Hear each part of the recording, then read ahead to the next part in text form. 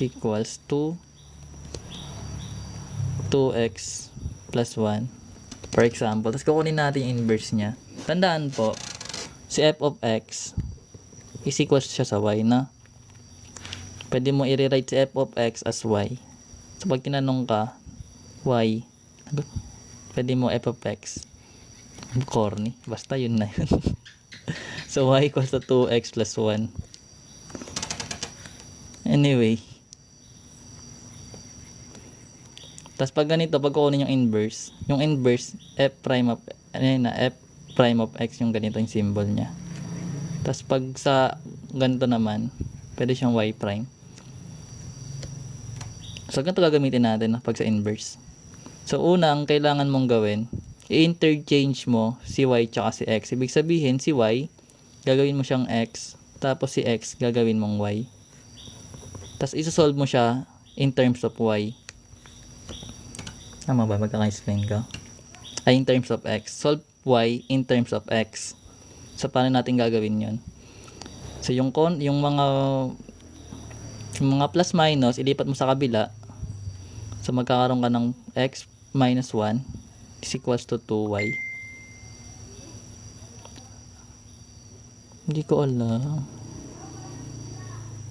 Heart yun. Ay, si ma'am pala yun. Nag-PM sa akin.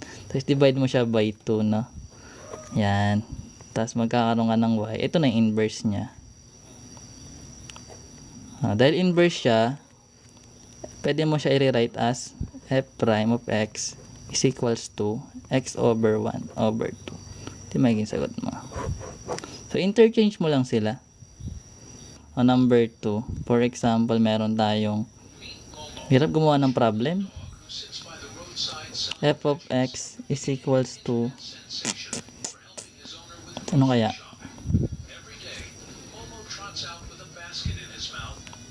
2 over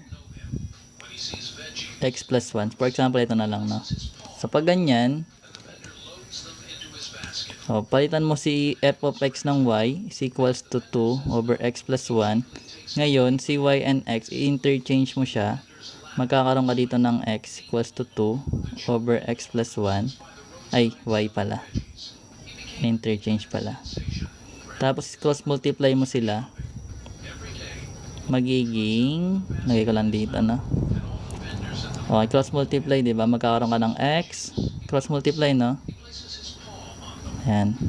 2 over 1 kasi whole number.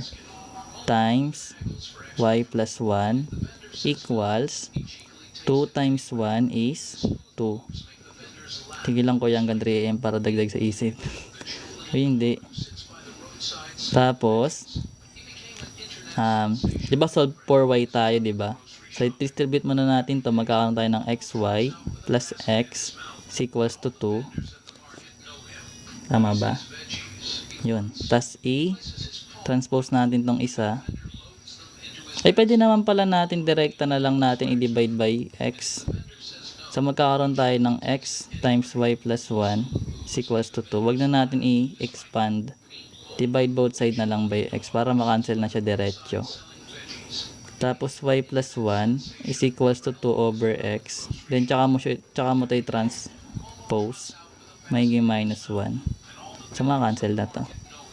So, ibig sabihin, ang final answer natin is equals to 2 over x. Then, tsaka mo tayo transpose. Magiging minus 1. So, makancel na to. So, ibig sabihin, ang final answer natin is y is equals to 2 over x minus 1. So, kung gusto mo pa siyang i-transform, magkakaroon ka ganito. Kasi, inverse nga. Ito yung inverse niyan.